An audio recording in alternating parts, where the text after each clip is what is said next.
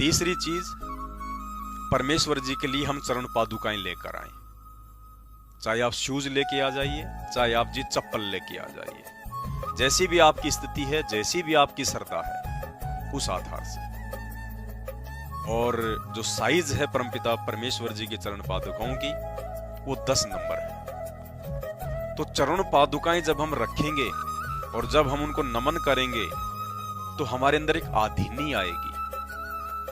जो चरण पादुकाएं होती हैं उनको नमन इसीलिए किया जाता है क्योंकि जो चप्पल होती हैं उनको सबसे घटिया समझा जाता है, क्योंकि वो इंसान के पैरों में होती हैं।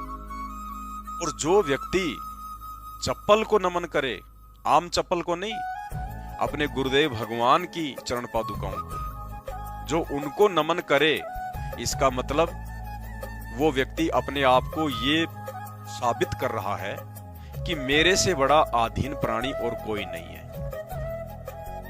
मेरे से अधिक दासातन और किसी में नहीं है।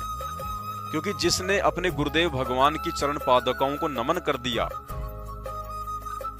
तो उसके लिए स्वयं का कोई अभिमान, कोई मान, कोई इज्जत, कोई बड़ाई रह ही नहीं जाती, अर्थात वो मिट्टी है। तो जब हम इस प्रक्रिया को बार बार हम करेंगे, इन चीजों को ध्यान में रखते हुए कि नमन इसलिए किया जाता है ताकि हमारे अंदर आधीनी आए। जब हमने अपने गुरुदेव भगवान के चरण पादुकाओं में अपना शीश अर्पण कर दिया, उनको दंडवत ही कर दी, तो फिर हमारा अपना शेष क्या रह गया?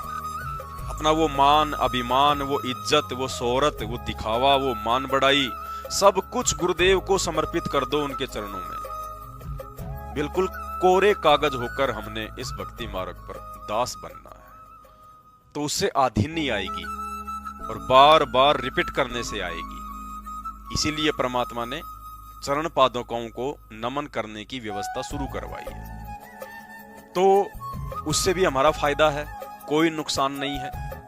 इसलिए आप जी 10 नंबर की गुरुदेव भगवान की चरण पादुकाएं बाजार से खरीद कर और परमेश्वर जी के बेड के समीप रख कर सुबह शाम दिन में जैसे भी आपको समय मिले, चाहे कितनी बार आप जी हृदय से, भाव से परमेश्वर जी को नमन करें, चरण पादुकाओं को नमन करें, ताकि हमारे अंदर आधीनी आएगी इससे। तो ये भी हमारा फायदा है। इस चीज को भी हम सभी भाई बहन जो है वो लागू करें।